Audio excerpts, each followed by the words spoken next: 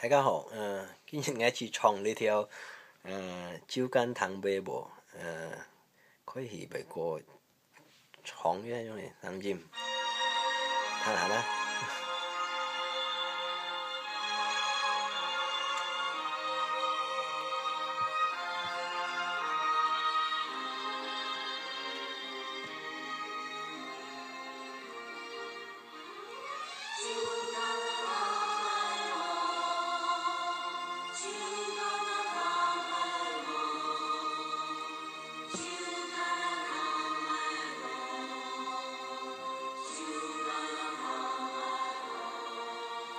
tháng đầu ăn suốt cái sáng gì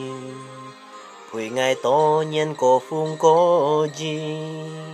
chúng lối si chào xiong hi dùn dàn dàn bồi mong kỳ mô thiên gia mô thi mô bu kha gia mô nhi gia mô ngài hệ con nhi trên mô siêu gió ngài buồn non cài sen phát hệ con nhi trên mô bố phú ngài ngà miang dùn trong bòi biên mơ cài hệ nhi phu gió ngài thái lời Hồi ngày con thi diệt kỳ bòi hệ nhi buồn ngày cha bu kha tên chít ca liong sa hiao kyung ha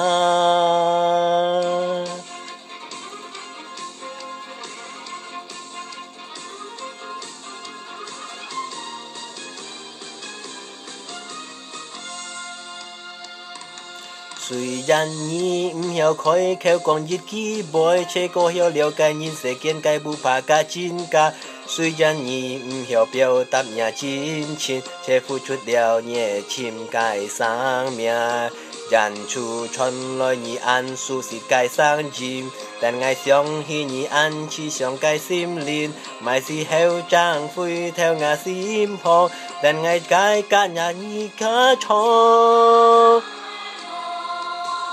Chiu can thang bê bò Chiu can thang bê bò Chiu can thang bê bò Chiu can thang bê bò Chiu can thang bê bò Chiu can thang bê bò Thang tô ăn suốt cái sáng dinh Vì ngày to nhân có phung có gì Chúng lối si chào xiong hi Dùn dàn dàn bồi mong kỳ Mô thiên gia mô thi mô bu kha gia mô nhi gia mô ngài Còn nhi trên mô siêu trong ngài buồn non cái sen pha hệ con nhi trên một phố phú ngài ngà miang dùn trong bờ biển má cài hệ nhi phu trong ngài thái lôi hồi ngày con thi diệt kỳ bòi hệ nhi buồn ngài cha bu kha đèn chít ca liong sa hiao kyung ha